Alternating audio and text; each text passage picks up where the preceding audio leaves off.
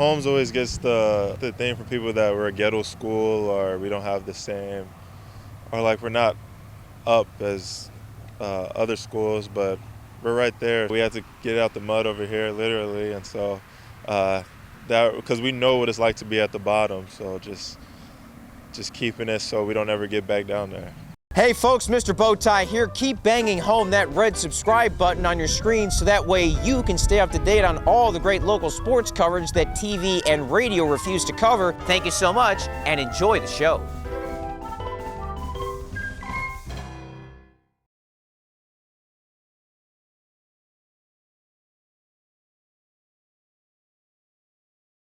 Behind me is the historic Paul Taylor Fieldhouse at Northside ISD.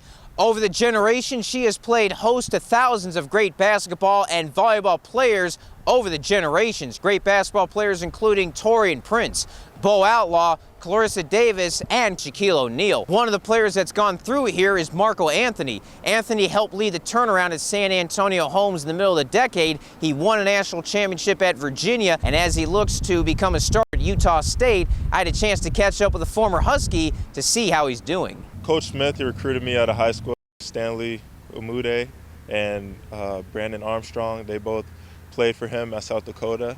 And so when I announced I was in the transfer portal, Coach Smith called me back. He was now at Utah State. And so I called those guys, I talked to those guys, and they told me that Coach Smith, whatever he's telling you, he's telling the truth, and he wouldn't lie to the players. So what he was telling me was good, so I decided to go. What's the difference in style of basketball between the Power 5 where you were at and the Mountain West?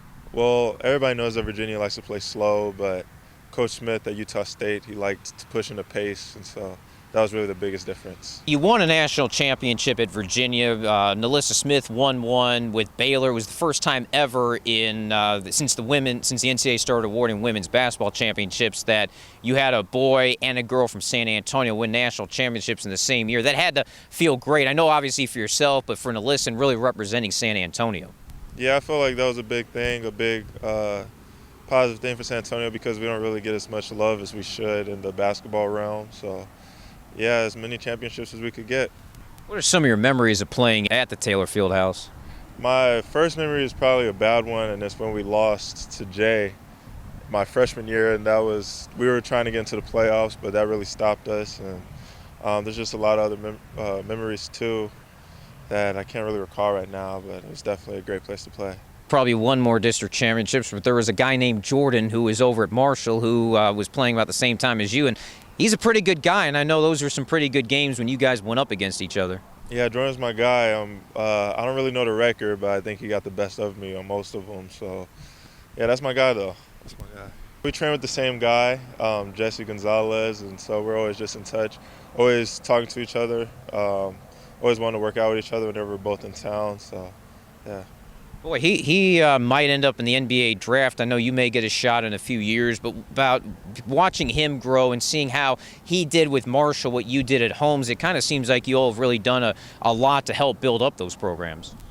Yeah, and it goes back to how San Antonio doesn't get the respect. We don't get the respect we deserve because Jordan's always been that type of player. He's always had just that mentality that he was a league guy, and now that he's finally getting the respect, that's big for not only him, but for all of San Antonio. You could lose every game, you could win every game, but if your character's not right, then you're not really going to go anywhere. You're not really going to make an impact on wherever you go because at the end of the day, the people have to like you. So if you just don't have that with you, then it's not really going to work. We had to get out the mud over here, literally, and so because we know what it's like to be at the bottom, so just keeping it so we don't ever get back down there. Do you think you've been able to achieve more in college because you had to go through some of the hardships in high school?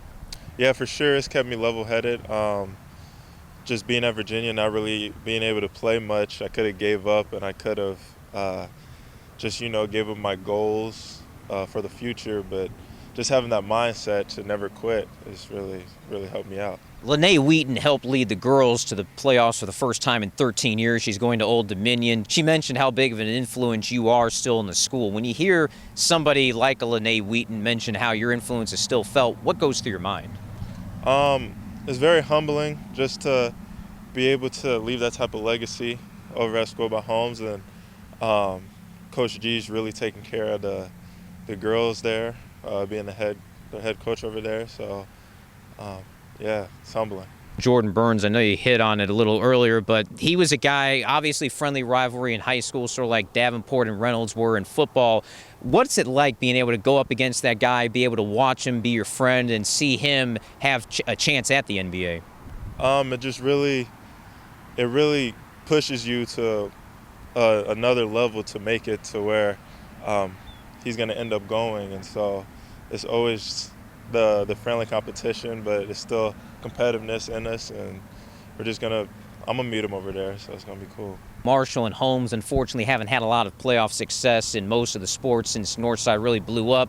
Is that kind of how you two relate so well, because you both had to go through schools that aren't state powers? You guys have had to build them up, go through a lot of frustration. We're going through some of that now. We're seeing the fruits of your labor.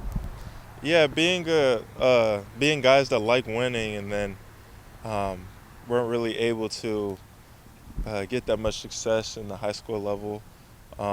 It really put that chip on our shoulder to just want to keep winning, so that brought us closer to each other, because we would just train together, and just putting that pressure on our backs that we have to be the ones to lead our teams.